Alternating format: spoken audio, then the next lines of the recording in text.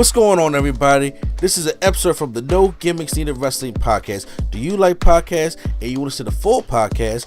Make sure you check out the No Gimmicks Needed Wrestling podcast on all your podcast platforms, such as Apple Podcasts, Google Podcasts, Stitcher, Spotify, iHeartRadio, among many others. But you're listening to the episode right here on YouTube, so make sure you hit that like button and below, and make sure you hit the subscribe button to NC Studios and NC Level Up for all your gaming needs. This is the Nerd Coalition. Enjoy the show. All right, so now we talked the women. Let's talk before we get into the men. Let's talk about, in our personal opinion, some of the best pay-per-views of 2023 or premium live events. This goes all the way from all across the board: AEW, Impact, Ring of Honor, New Japan, WWE, etc., NXT. Now, to be that once again, let me be clear on this.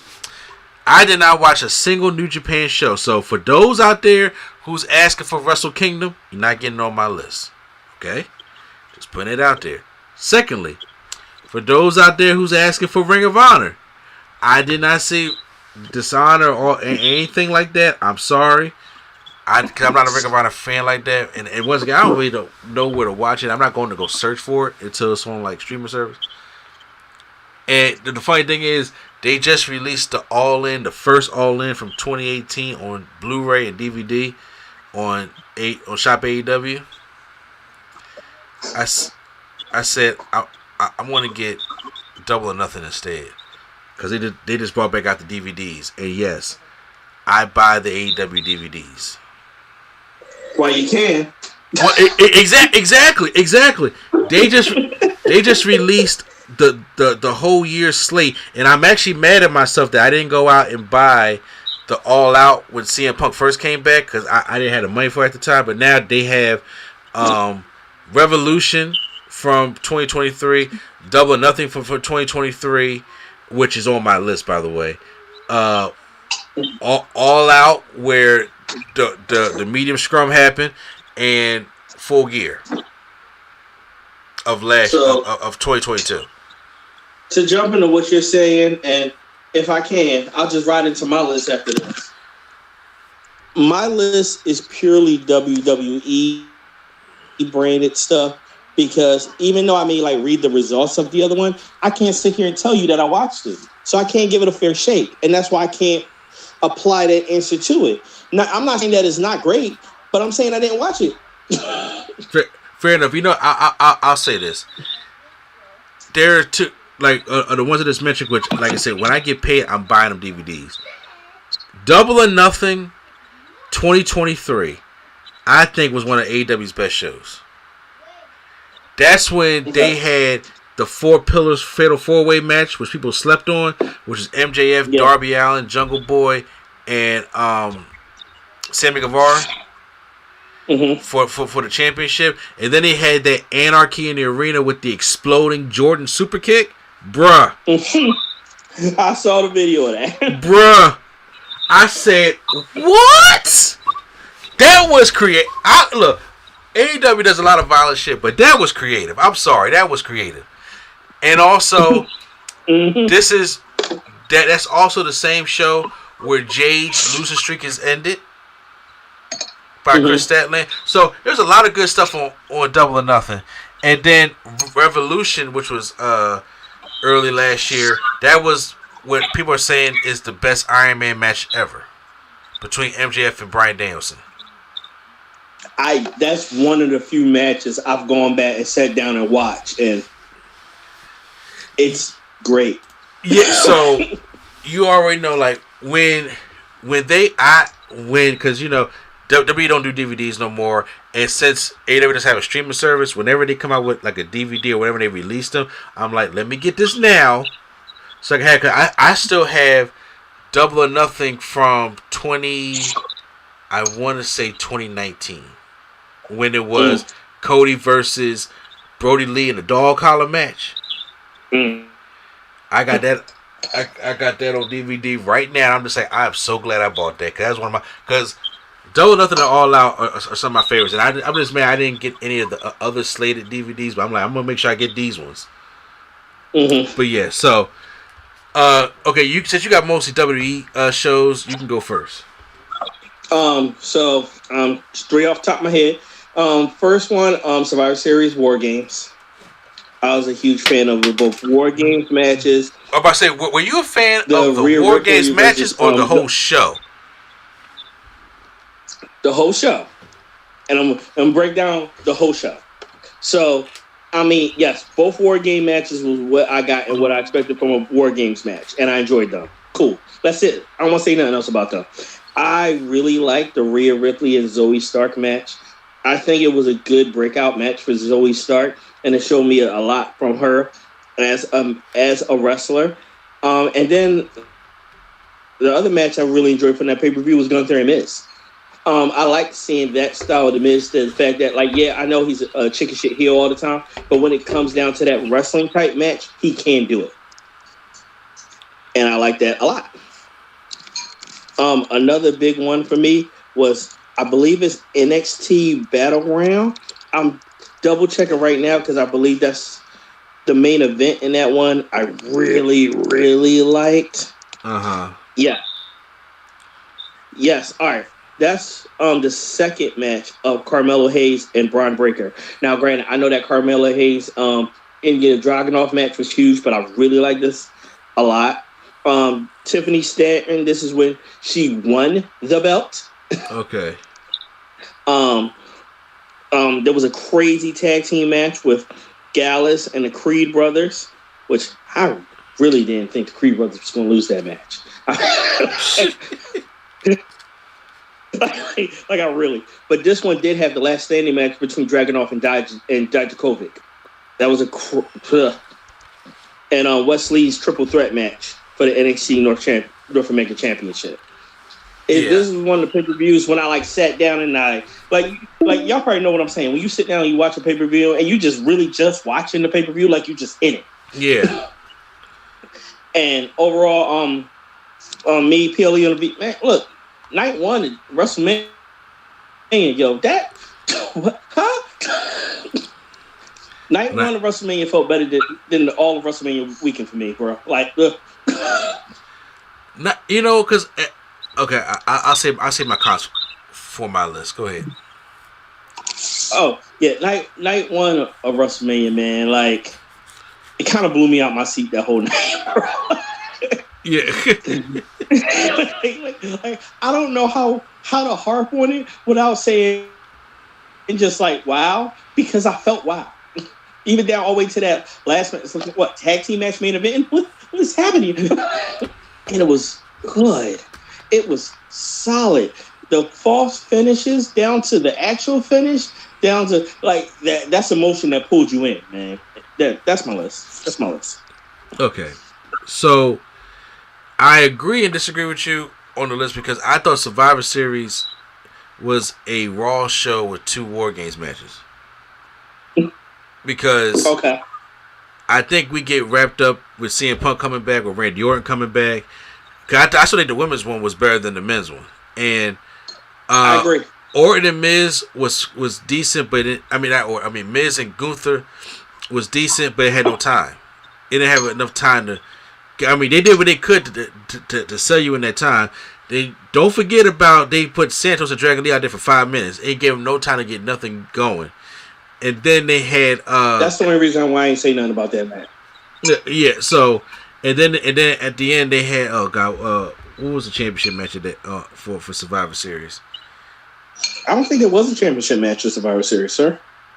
You're right. It was the 2 War Game matches, and Roman didn't have a match. Yeah, so because they had the three matches in between that, but Rhea Ripley and Zoe Starks. I'm just yeah, but she botched everything. So I was like, okay, so Zoe didn't even get to show. Zoe got to show what she can do because we watch NXT, but for those on the main roster, she ain't showed nothing because she botched everything. So that little middle part, I was like, could do without that. I just stick to the War Games matches and CM Punk, but that's why Survivor Series, the event, ain't gonna be on my list. But mine is first of all, TNA or Impact Wrestling at the time, Bound for Glory. Okay. Bound for Glory is usually their flagship show, which is like their Impact WrestleMania, stuff like that. And I felt I always called it their WrestleMania. Yeah. Josh Alexander, Alex Shelley for the Impact World Championship. Trinity and Mickey James. I ain't never gonna turn away from Mickey James, man. Jordan Grace with the intergender call your shot gauntlet. And she won. There was an intergender type thing. Then you had one of the match of the year candidates on there, which is Will Ospreay taking on Speedball Mike Bailey. That alone, I was like, helping build this show. And then Chris Sabin defeated Kenta for the X Division Championship. That was one of their better shows, kind of like Slammiversary, because they usually hit out the park with Hard to Kill, Slammiversary, and Bound for Glory. They usually do really good with those shows.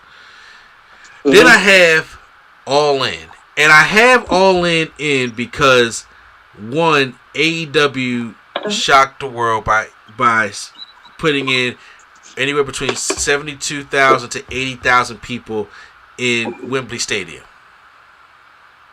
That's a feat in itself.